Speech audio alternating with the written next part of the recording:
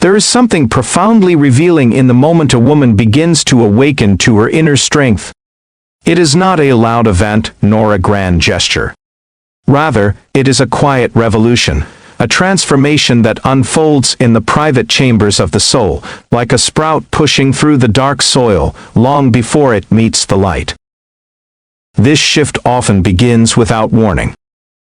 A heartbreak, a betrayal, a loss, or simply a deep, soul-weary exhaustion that can no longer be ignored. Something within her whispers, enough. Enough of pretending. Enough of sustaining relationships that deplete her. Enough of abandoning herself just to belong. In that moment, almost invisible to the outside world, a spark is lit. Not yet a flame, but enough to begin the slow return to herself. This return is neither linear nor easy. For in reclaiming herself she must face all that has long been buried.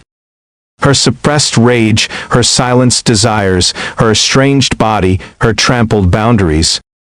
It is an uncomfortable mirror she must gaze into, but a necessary one. Carl Jung spoke of individuation as the journey toward the wholeness of being. For many women, that journey begins with an urgent, almost primal need to heal the sexual wound. This wound is not only physical, and often not physical at all, but psychological, emotional, and symbolic. It is the trauma of having grown up in a culture that sexualizes, shames, fragments, and silences the feminine. The sexual wound in women is not merely personal, it is also ancestral. It lives in her story, in her body, in her very cellular memory. And when she begins to touch that wound, gently, courageously, something inside trembles. The lens through which she once saw her life, her pleasure, her intimacy begins to crack.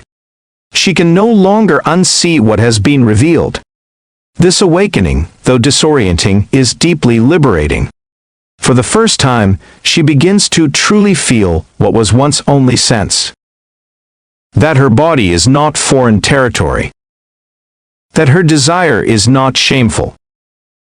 That her voice has every right to be loud, to take up space, to be heard. And so begins a courageous lifelong process of inhabiting herself with presence, of reclaiming her body not as a battleground, but as a temple, of holding her energy not as a threat, but as a sacred source, of owning her story, not to repeat it, but to transform it. It is here, in this quiet revolution, that the deepest conflicts often arise. Because to return to oneself fully is to stand against everything that ever taught her to disappear. Because when a woman begins to remember herself, the world around her trembles. Her closest relationships, family, partner, friends, may resist this new version of her. Some will feel threatened, others confused, because she no longer asks for permission to feel. She no longer apologizes for her intensity. She no longer dims her light to ease the discomfort of others. This does not make her selfish. It makes her conscious. She now understands that she cannot heal in an environment that makes her sick, that she cannot bloom in a space where she must wither just to be accepted. And yet, this awakening comes with a paradox. Empowerment often walks hand in hand with a deep and aching loneliness. Not because she is alone, but because, for the first time, she is meeting herself without masks. And in that emotional nakedness, everything is seen with painful, but transformative, clarity. What she once tolerated now wounds her. What she once justified now unsettles her. What she once ignored now demands her full attention. But in that fertile solitude, something powerful begins to take root. A seed. The seed of her new identity. An identity no longer shaped by the need for approval. No longer molded to fit into others' expectations, an identity that rises from within, steady, wild, and wholly her own. It is the identity of a woman who has seen herself, whole, with both her shadow and her light, and has chosen to embrace herself unconditionally. She is not perfect, but she is whole. She doesn't know everything, but she trusts her voice. She doesn't hold all the answers, but she walks with the quiet certainty that her truth deserves to be lived. In the language of depth psychology, this journey is an alchemical act. The transformation of pain into awareness, of chaos into wisdom, of fragmentation into unity. It is not an easy path, but it is among the most sacred a woman can walk, because it requires her to unlearn what she was taught, to shed what was inherited, and to begin again, building from the soul outward. It is a renunciation of comfort in order to embrace what is true. So if you find yourself in a moment where everything seems to be falling apart, if you feel you can no longer go on as you have, yet cannot see the way forward, perhaps you are not lost. Perhaps you are awakening. And awakening, though disorienting at first, is the greatest act of self-love you could ever offer yourself. It's not about becoming someone else. It's about returning to yourself. To the woman you were before the pain, before the expectations, before the forgetting. Because when a woman truly reconnects with herself, she doesn't just heal her own wounds. She heals her lineage, her descendants, her environment.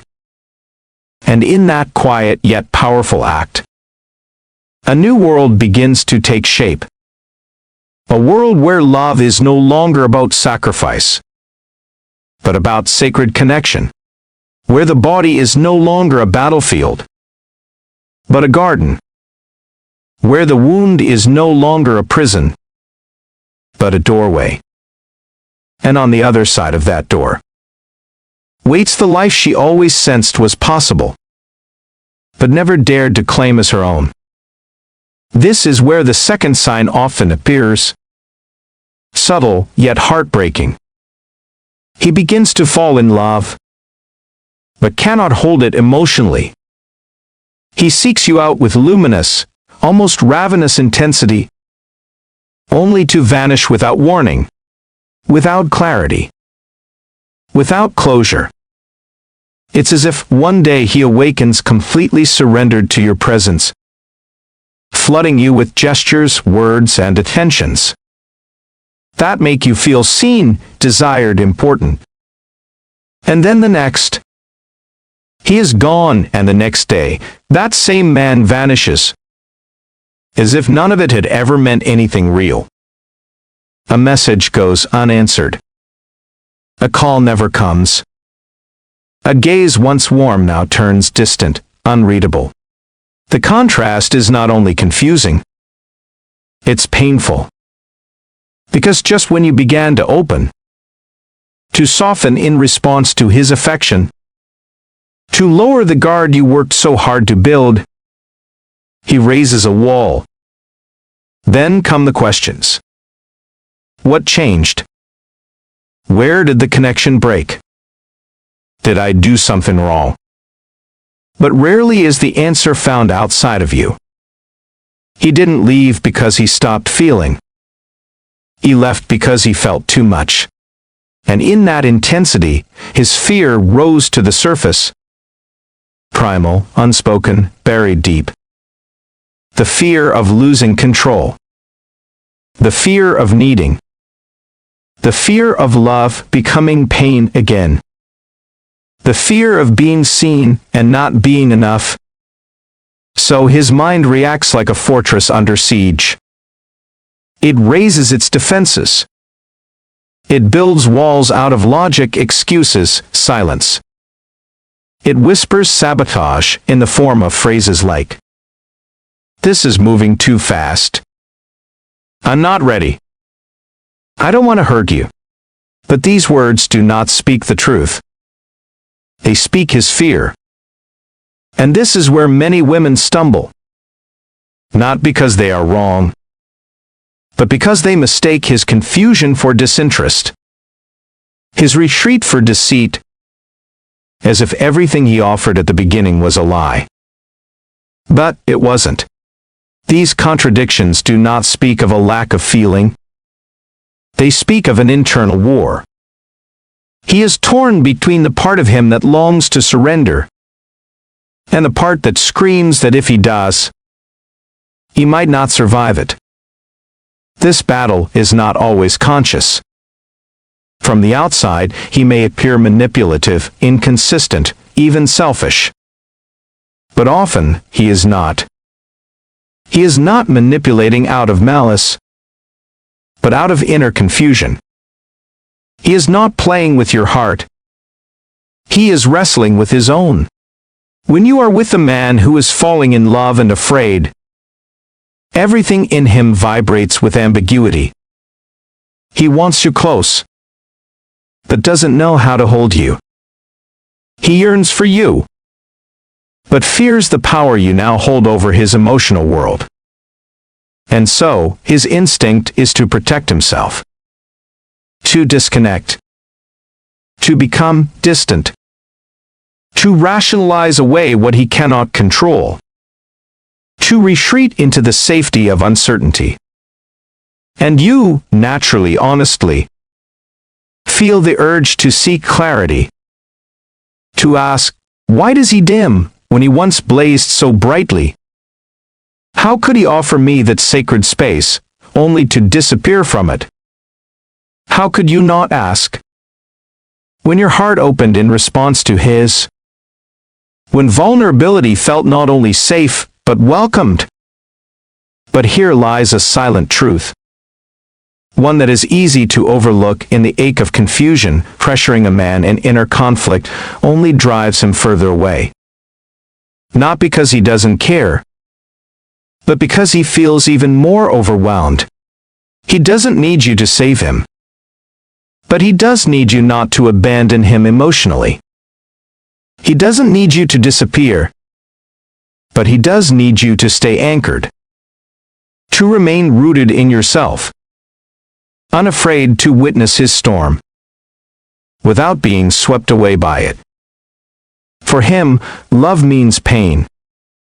Not because you hurt him, but because love asks him to lower his guard, to shed the armor he has worn his entire life. And that vulnerability feels like a threat, not a sanctuary. So what can you do? Look beyond his words. Listen beyond his silences. Language can lie, but energy cannot. Observe. If, despite his disappearances, he always returns. If he seeks you out even while claiming he's not ready. If his gestures betray him. If his gaze reveals what his mouth refuses to say. If, amid the chaos, one thing remains unchanged. His pull toward you. His desire to be near, even if he doesn't know how. Then there is something real beneath the confusion. It's not about waiting forever for him to grow. It's about learning to read the deeper signs. That love exists, even when it struggles to surface without resistance. And one of the clearest signs, without a doubt, is his body. Because there is one thing no man can fully hide. His body language. Even if his words are evasive, even if his speech is tangled in doubt, his body speaks. It speaks through the orientation of his torso, through the way his eyes search for yours when he thinks you're not watching, through the seemingly accidental touches, repeated without thought, drawn by something deeper than intention. Carl Jung reminded us. The unconscious does not speak only through dreams. It reveals itself in gestures, in posture, in fleeting micro-expressions that betray the soul's truth. It is in this silent theater of the body that real feelings often slip through. Unfiltered, unrehearsed, and undeniably authentic. So pay attention. What does his body do when you're near? Does he lean toward you without even noticing? Does his gaze linger in quiet reverence, holding more than words could ever carry? Do his pupils widen when your eyes meet? Does his breath shift? His voice soften? Does his laughter change? Become gentler, more vulnerable, less guarded? These are not seduction tactics. These are not calculated moves. They are the unconscious cracks in his armor. Tiny, telling openings through which what he cannot yet say begins to leak out. And there is more still nervousness. That clumsy, awkward discomfort that appears when you're near. The fumbling, the stammer, the hands searching for pockets. The sudden seriousness, the inexplicable silence. These are not signs of disinterest. They are signs of a man wrestling with the unfamiliar gravity of feeling, fidgeting with his hands, touching the back of his neck, laughing at the wrong moments, not knowing what to do with his body. That restlessness is not indifference. It's emotional impact. When touched by love, the body reacts truthfully. Because the unconscious does not know how to lie. Watch him in the silences. He stays near you, even when he says nothing. He finds you with his eyes while you're speaking to others. He says goodbye slowly, as if his body doesn't want to leave. These are the signs. That restlessness is not indifference. It's emotional impact. When touched by love, the body reacts truthfully. Because the unconscious does not know how to lie. Watch him in the silences. He stays near you, even when he says nothing. He finds you with his eyes while you're speaking to others. He says goodbye slowly, as if his body doesn't want to leave. These are the signs.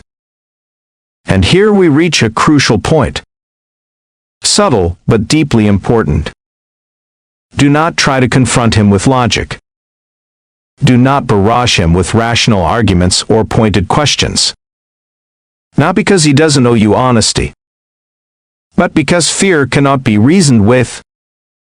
It must be met with presence, not pressure. Don't try to make him articulate what he himself does not yet know how to name. When a man is lost in his own emotional labyrinth, pressuring him with logic does not liberate him. It only drives him deeper into hiding.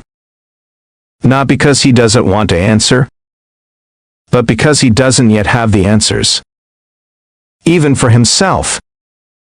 Love, when lived in fear, does not enter through the mind.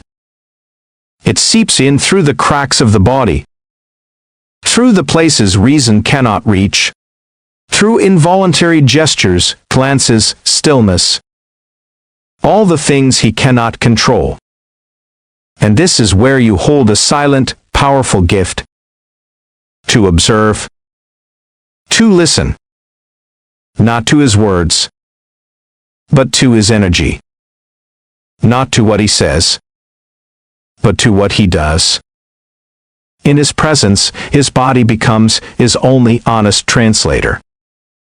It is there, in the tilt of his posture, in the pauses, the nearness, the tension, that his truth quietly emerges. And from that space of deep listening, without judgment, without pressing for definitions, you are invited to turn inward and ask, what do you need? Because it is one thing to accompany someone as they make sense of their heart, and another entirely to remain in a space where your own clarity is suffocated. while waiting for theirs to arrive. This is the essential truth. The body does not lie. But neither does your soul. As Jung once said, the soul often speaks through the body long before it finds the right words. And when the soul begins to fall in love, quietly, secretly, when the heart starts to beat at a different frequency, even as the mind resists, the first thing that changes is not speech, but behavior. The small gestures. The tiny, almost forgettable actions. The everyday choices that, one by one, begin to trace an emotional map. Far more revealing than any verbal confession. This is where the fourth subtle sign appears. The sign that, despite his confusion, this man is beginning to fall in love. He starts to care for you. Not with fanfare or declarations, but in the simplest, most unassuming ways. So subtle, he may not even notice them himself. He checks to see if you got home safely. He brings you something when you're sick. Unprompted. He senses your anxiety and sends a message, a joke, a tiny, unexpected offering of presence. These are not declarations. They are not practiced. They are not strategic. They are the unconscious expressions of a heart that has begun to attune itself to yours. And though he may not have the words yet, his actions are quietly translating what his soul is just beginning to realize. These are presences, not strategies. Genuine impulses of protection and closeness. This is love in its earliest, most human form. Care. These gestures are quietly profound, because they arise without filters, without calculation, without expectation. They are not designed to seduce or impress. They are the reflection of something stirring inside him, a tenderness beginning to take shape before it can be fully understood. And that is what makes them authentic. They come not from the ego, but from the soul. Actions that ask for nothing in return, but speak louder than 1,000 declarations ever could. You may also begin to notice that, without ceremony, without announcements, he starts to weave you into the fabric of his world. He doesn't formally invite you in. He simply mentions you to his friends. He shares a song because it reminded him of you. He shows you a photo from his day because something about it echoed your laugh. He changes a plan quietly, just to make space to see you, and never says it was for you. These aren't grand gestures. They are the subtle choreography of a heart opening. Not all at once, but surely he begins to ask your opinion on things that matter to him. Not casually, but with a quiet weight, as if your voice has earned a place of significance within him. These are clear signs that, even though his mind is still negotiating with fear, his heart is already moving in another direction. And no, it won't be perfect. It won't be seamless or always consistent. There will be silent days, moments of hesitation, awkward pauses and unexpected retreats. But if you learn to read the vibration of the small details, you'll begin to see the difference between a man who is merely passing time and a man who, though he may not know how to say it yet, is beginning to choose you from a place deeper than language. Because true love rarely arrives with fireworks. Sometimes it comes quietly, in a seemingly insignificant gesture, in a change of tone, in a glance that lingers just a moment too long, in a shy question, in the sharing of a memory, in laughter that escapes for no obvious reason. And when that happens, the soul has already begun to speak, even if the mouth remains silent. At this point in the process, many women find themselves deeply confused. He says, with clarity, that he doesn't want a relationship, that he's not emotionally ready, that he can't offer more. And yet, his actions contradict those words. Again and again. He hasn't left. He remains. In the details. In the spontaneous gestures of care. In the quiet attentiveness that makes no logical sense. If he truly wanted to keep his distance, it's within this apparent contradiction that emotional wisdom is most needed. Not the kind of wisdom that clings only to words, but the kind that learns to read the pattern. Because in the realm of the soul, actions speak with more honesty than language ever can.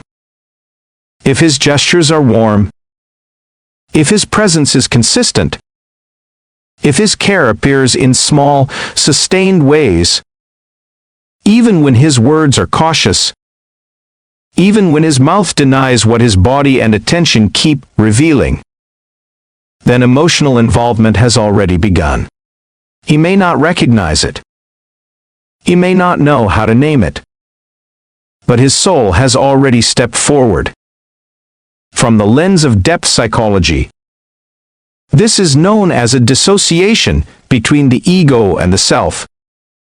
The ego, that part of him shaped by duty, control, and cultural conditioning, still resists, still clings to the familiar narratives. I'm not ready. I can't give more. I don't want to hurt you. But the self, in Jungian terms, the deep core of being where authentic desires live, has already begun to act. Even without the ego's permission. That's why, when he cares for you without seeking recognition, when he shows up for no clear reason, just to know how you are, when he subtly rearranges his routines to cross paths with yours, you're not imagining things.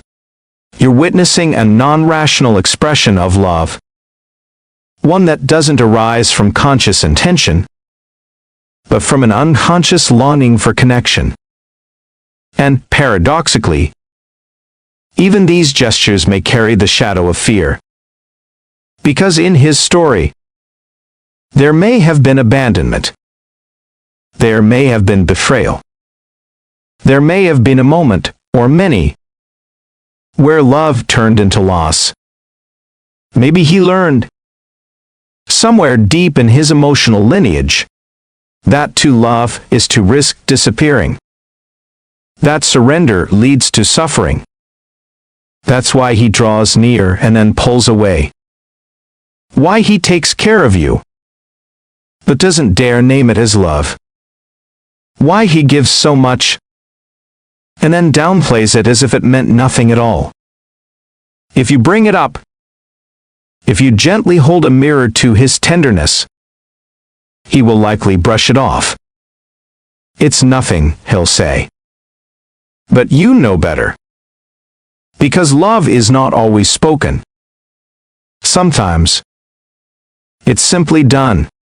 And when someone cares for you without expecting anything in return, without even fully realizing they are doing it, that is love in one of its purest forms. As Jung wisely said, what we deny submits to us, what we accept transforms us. Perhaps he is still denying what he feels. Yet love is already transforming him from within, slowly, quietly, beyond his control. But this transformation is not always bright or easy. And here we arrive at one of the most confusing, and often the most painful, moments of unconscious love. Just when everything seems to be moving forward, when the connection deepens, when gestures begin to speak louder than words, he pulls away. No argument precedes it. No clear explanation. Only distance. Silence. Vague excuses. Coldness where once there was warmth. Naturally, you wonder, what did I do wrong?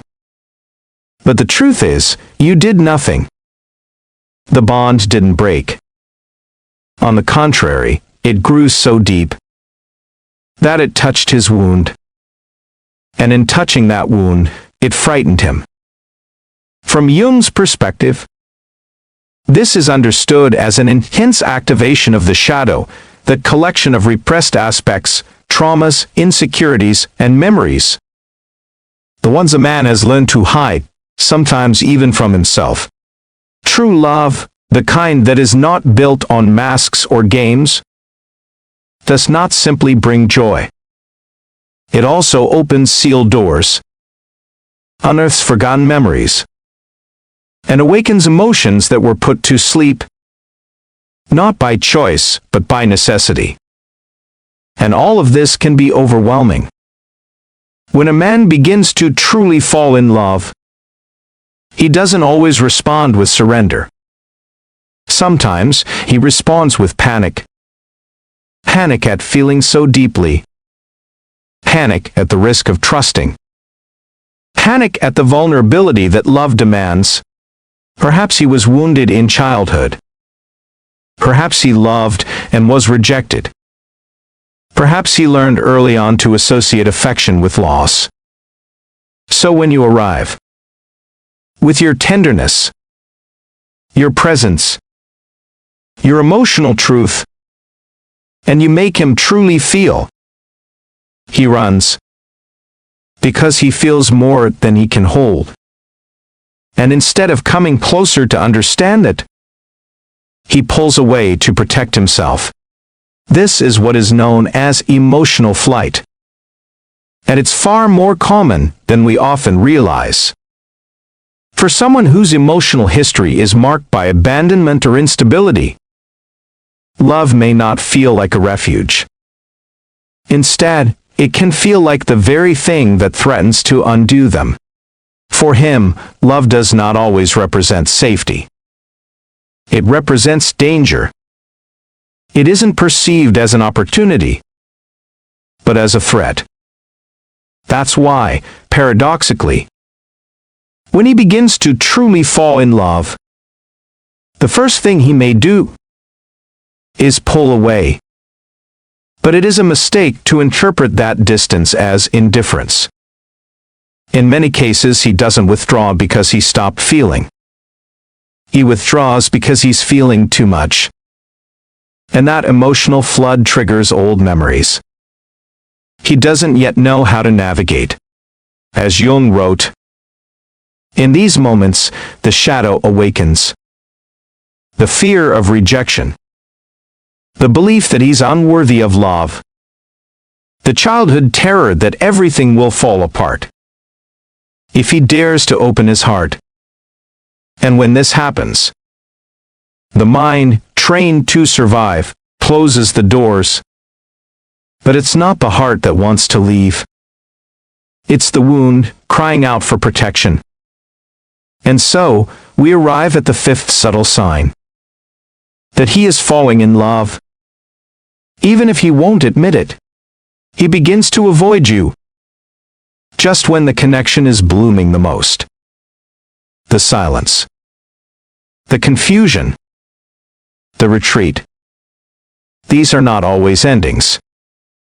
Sometimes, they are simply the emotional reflexes of a soul that hasn't yet learned how to hold the very love it longs for, and while it is not your responsibility to heal him, understanding this process can help you stop blaming yourself for things that were never in your control. It allows you to make choices, not from your wounds, but from your awareness. Because love, when it touches the most intimate parts of the soul, does not only illuminate, it also exposes. It doesn't just reveal the beautiful, but also the fragile, the hidden, the wounded. That's why, when the man who once felt so close suddenly pulls away, don't take it as personal rejection. Don't fall into the spiral of, he doesn't care anymore. I must have done something wrong. He's leaving me behind. Because sometimes he distances himself, precisely because he cares more than he knows how to hold. What he feels for you doesn't fit into the framework he's spent his life building to protect himself. And when the soul overflows, the mind, gripped by fear, tries to retreat, not because the love is false, but because it is too real. So, what should you do? The answer is not to chase, not to demand answers, not to twist yourself into someone he'll stay for. Your greatest act of love, for him, yes, but most importantly, for yourself, is to remain rooted in your center, to stand still in your truth, to remember. It is not your job to carry his process.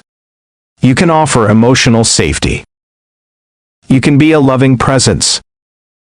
But you cannot, and must not, crawl for a love that is not yet ready to stand.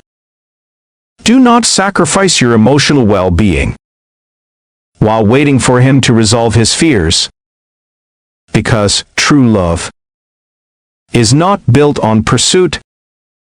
It is not born from anxious waiting. Real love begins when two people, each walking their own path, are willing to meet in the space of emotional intimacy, with awareness and responsibility. As Jung wrote, there is no awakening of consciousness without pain, and often that awakening begins with the simple shattering recognition of fear. So if he pulls away, just when he seemed closest, if he becomes distant without warning, if he begins to avoid you without clear reason, don't read it as the absence of love. Read it as the depth of your impact.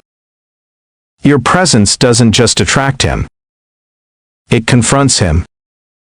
And maybe, just maybe, if he finds the strength to face his shadow, if he chooses not to run from himself anymore, he will return.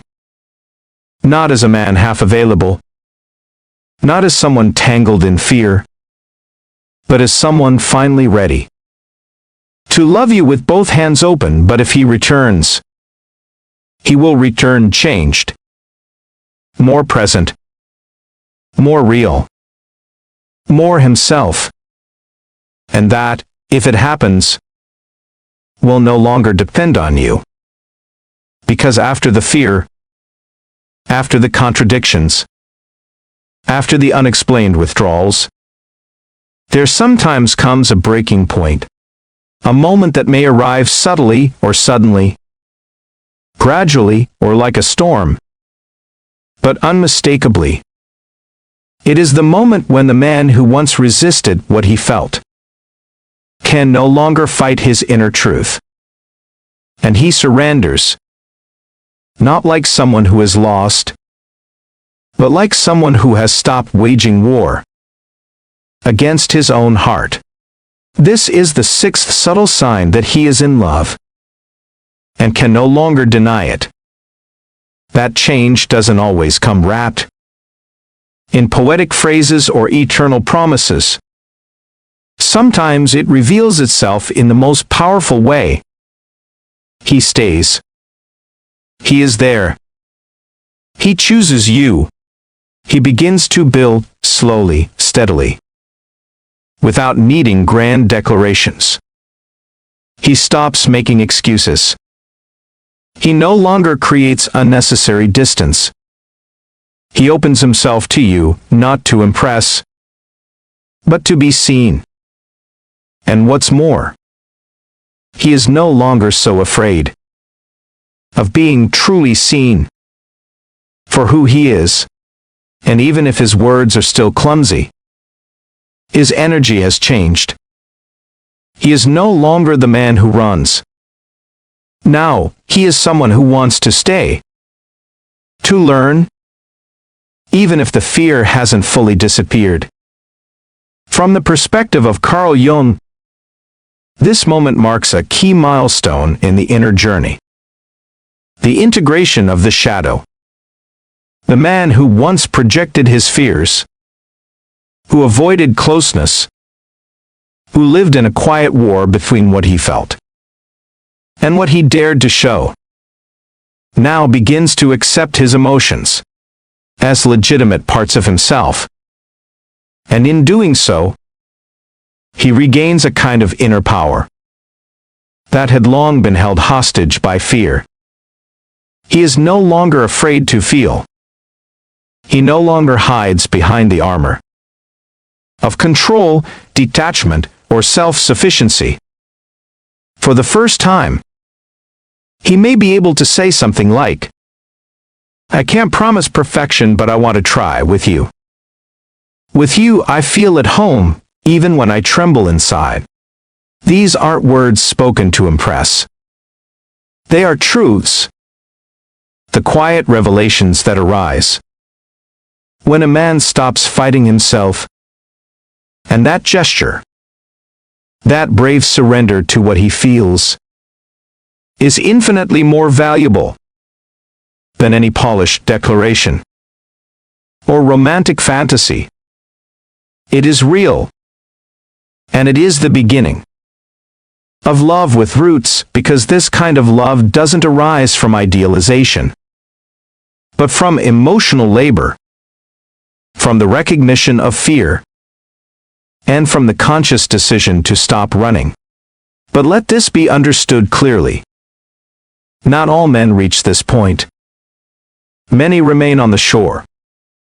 They drift into avoidance, self-deception, or the endless loop of fearing their own depth. Only those with the courage to look inward, to touch their wounds, to let their emotional armor fall, only they can cross the inner threshold that separates them from authentic love. And when they do, when they truly do, nothing is ever the same. They no longer minimize their affection. They no longer make you question your worth, because love is no longer a threat to them. It has become an undeniable truth. And you who have seen his shadow, who knew how to read beneath his contradictions, who held your ground when silence tried to shake you, now stand at a threshold of your own. You have a choice. To embrace this love, now mature, grounded, real, or to keep walking your own path, if that is what your soul calls you to do. Because love, even when it finally arrives whole, must be chosen freely, not from need, but from strength, not out of longing, but out of clarity. If you find that your journey has moved forward while his still lingers, what matters most is that you know this with your soul at peace. When a man finally surrenders to what he feels for you, he does not do so from weakness. He does so from a strength born of no longer running. To love is not the task of those without fear. To love is the brave act of those who, even with fear deep in their bones, choose still to stay, to open, to love. And that gesture, so human, so imperfect, so profound, is perhaps the greatest proof that unconscious love has ceased to be shadow and has finally stepped into the light. When a man stops running and begins to stay, it doesn't mean that everything becomes easy. On the contrary, the act of staying marks the beginning of a new stage, as beautiful as it is demanding. The stage of rebuilding. For to love with awareness, after having faced fear, is not simply to carry on as if nothing happened. It is learning to live with the scars, with the emotional memories that still ache, with the vulnerability no longer denied, but integrated as a living, breathing part of the relationship. The man who has crossed the threshold of his shadow and chosen to love does so with a new perspective. He no longer hides behind excuses. He no longer acts out of reflex or fear. He begins to speak from what he feels, even if he still stumbles over his words. His presence becomes steadier, more consistent. And his care is no longer just an instinctive gesture. It has become a conscious choice. A choice renewed each day. Because true love is never taken for granted. It is built, nourished, and sustained through small intentional acts filled with awareness. And you, who have walked this path alongside him, can feel it. You sense how the energy that was once erratic, ambivalent, or tense now begins to settle.